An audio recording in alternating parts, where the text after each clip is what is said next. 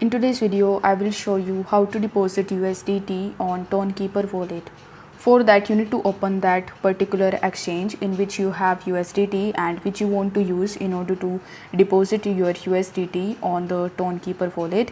Let's say I have some USDT in my Bybit account, so you just have to simply launch the exchange in which you have your USDT. Then tap on the assets tab in the bottom right hand corner and select the withdraw option. After that, in the top, you just have to simply search for USDT and tap on it.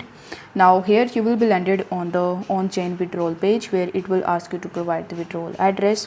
In order to get it, you need to launch your Tonkeeper wallet, then copy your link from here. That would be just underneath the amount that you have in your Tonkeeper wallet.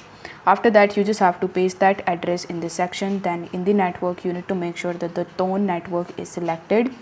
After that, you just have to enter the amount of USDT that you want to transfer, then tap on the withdraw option in the bottom right hand corner of the screen. On the next page, you just have to review and confirm it, and once everything is correct, you will be able to deposit your USDT on the Tonkeeper wallet.